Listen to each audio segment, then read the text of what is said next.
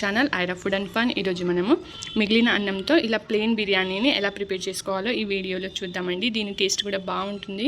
అప్పటికప్పుడు ఈజీగా ఫాస్ట్గా ప్రిపేర్ చేసుకునే బిర్యానీ రెసిపీ మీరు కూడా ఈ వీడియో మొత్తం చూసి మీ ఇంట్లో ట్రై చేయండి. ప్లెయిన్ బిర్యానీ ప్రిపేర్ చేయడం కోసం ముందుగా స్టవ్ ఆన్ చేసి కడాయిని పెట్టుకుందామండి. అందులో 2 టేబుల్ స్పూన్ వరకు ఆయిల్ని యాడ్ చేసుకుందాము. ఆయిల్ హీట్ అయ్యాక ఇందులో 1/2 స్పూన్ షాజీరా అండి, ఒక బిర్యానీ ఆకు ఇలా కట్ చేసి వేసుకోవాలి. ఇందులోనే 1 ఇంచ్ దాల్చిన చెక్క, 2 యాలకులు, 5-6 నల్ల మిరియాలండి, 2 లవంగాలు. వీటిని ఒక 3 సెకండ్స్ పాటు ఫ్రై చేసుకుందాము.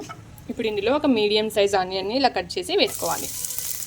2 పచ్చిమిర్చీలను కట్ చేసి వేసుకుందామండి. ఆనియన్స్ బ్రౌన్ కలర్లో వచ్చేంత వరకు ఫ్రై చేసుకుందాము. ఆనియన్స్ ఇలా బ్రౌన్ కలర్లో వచ్చిన తర్వాత ఇందులో 1 టేబుల్ స్పూన్ అల్లం వెల్లుల్లి పేస్ట్ని కూడా యాడ్ చేద్దామండి.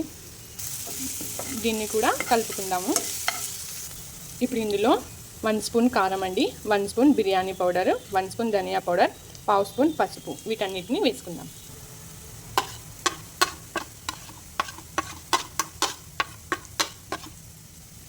ఇప్పుడు ఇందులో ఒక మీడియం సైజ్ టమాటాను కట్ చేసి వేసుకోవాలి. ఇప్పుడు వీటన్నిటిని ఒకసారి బాగా కలుపుకొని మంటను మీడియం ఫ్లేమ్లో పెట్టుకొని క్లోజ్ చేసి టమాటాలు సాఫ్ట్గా అయ్యేంత వరకు కుక్ చేసుకుందామండి. 5 మినిట్స్ తర్వాత చెక్ చేద్దామండి. టమాటాలు సాఫ్ట్గా అయిపోయాయి. ఇప్పుడు ఇందులో ఒక 3 టేబుల్ స్పూన్స్ వరకు పెరుగుని తీసుకొని బాగా కలిపి వేసుకోవాలి. పెరుగు వేసిన తర్వాత ఒకసారి బాగా మిక్స్ చేసుకోవాలండి. ఇప్పుడు ఇందులోకి రుచికి సరిపడా ఉప్పుని కూడా యాడ్ చేద్దాం. ఇప్పుడు దీన్ని క్లోజ్ చేసి ఆయిల్ పైకి తేలేంత వరకు కుక్ చేసుకోవాలి. ఇప్పుడు మనం ఒకసారి చెక్ చేద్దామండి. చూడండి, ఈ విధంగా ఆయిల్ మొత్తం పైకి తేలాలి. ఇప్పుడు ఇందులో మనం నిమ్మరసాన్ని పిండుకుందామండి. ఒకటి నిమ్మకాయ.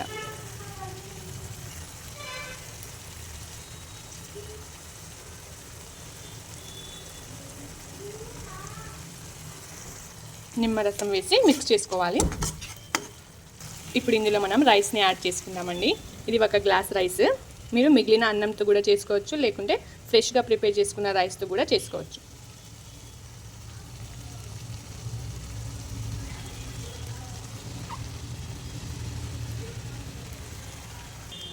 రైస్ వేసిన తర్వాత వీటన్నిటిని బాగా మిక్స్ చేసుకోవాలి.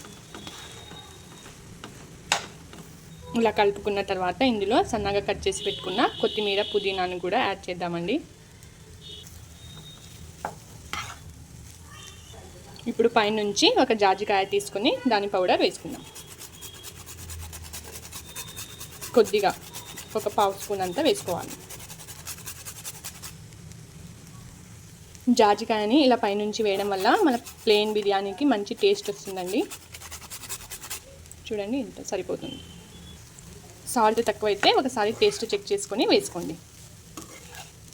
వీటన్నిటిని ఒకసారి కలిపి క్లోజ్ చేసి 3 మినిట్స్ పాటు ఉడికించుకుందాము.